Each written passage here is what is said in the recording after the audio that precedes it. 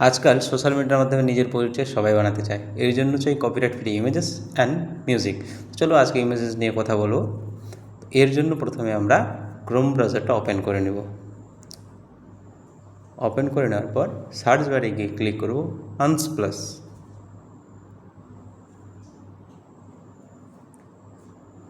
Search করে নেওয়ার পর দেখবেন উপরে 3 ডট রয়েছে, 3 ডটে গিয়ে ক্লিক করবেন আর ডেস্কটপ মোডে করে নিতে হবে।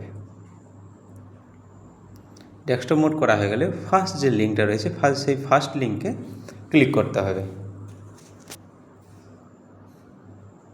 ফার্স্ট লিঙ্কে ক্লিক করার পর আপনার এরকম পেজ ওপেন হয়ে যাবে। এই পেজ থেকে আপনারা একদম পুরাপুরি কপিরাইট মুক্ত ইমেজেস ডাউনলোড করতে পারবেন।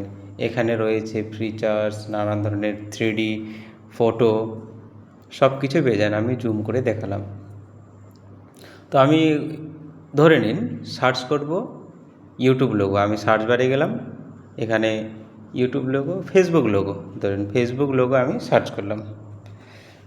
তো ডাউনলোড করার নিয়মটা, ফেসবুক লোগো আমি সার্চ করলাম। আপনি বিরাট কোহলি, রোহিত শর্মা যে কারো নামও সার্চ করতে পারবেন ইমেজেস নেওয়ার জন্য। আমি ফেসবুক লোগো সার্চ করলাম। সার্চ বারে গিয়ে ক্লিক করবেন।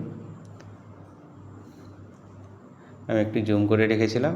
আমি ধরুন এই ফেসবুকটা নেব, ফেসবুক যেটি ইমেজটা নেব সেটাই ক্লিক করলাম। এখন আমি সাইজটা মেলাবো। সাইজটা মেলার জন্য আমি একটু জুম করে দেখাই। দেখবেন এখানে ডাউনলোডের পাশে অ্যারো রয়েছে, সেখানে সার্চ মারলেই আপনি যেটা সাইজ সেটা নিতে পারবেন। আর ডাউনলোড করার জন্য এগেইন ওই যে ডাউনলোড অপশানে গিয়ে ডাউনলোড এগেইনে ক্লিক করলে ডাউনলোড হয়ে যাবে।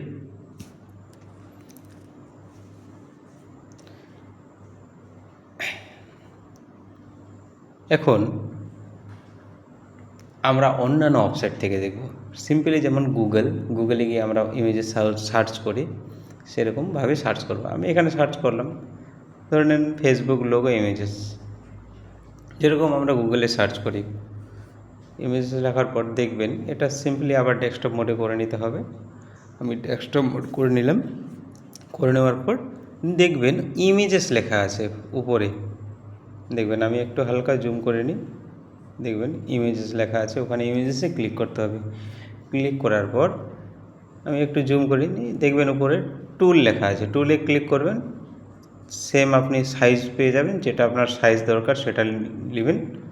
নেওয়ার পর দেখবেন ইউজার রাইট, ঠিক ওখানে আবার টুলে গিয়ে ক্লিক করতে হবে। ক্লিক করে দেখবেন, জুম করে দেখাই, ইউজার রাইট বলে লেখা আছে, ওখানে ক্লিক করবেন। এখানে গিয়ে নিচে আপনি মিডিল অপশানটা ক্লিক করবেন। তাহলে এই যে আপনার ইমেজেসগুলো ওপেন হলো, এগুলো পুরোপুরি কপিরাইট মুক্ত। আমি প্রমাণসহ আপনাদেরকে দেখাবো এখন গুগলের মাধ্যমেই যে কী করে এটা আসলেই কি কপিরাইট মুক্ত হয় কি না। তো গুগলটাই আশা করি যাই এখনকার ভরসার মতো জিনিস। তো আমি কি করলাম, গুগল ওপেন করে নিলাম।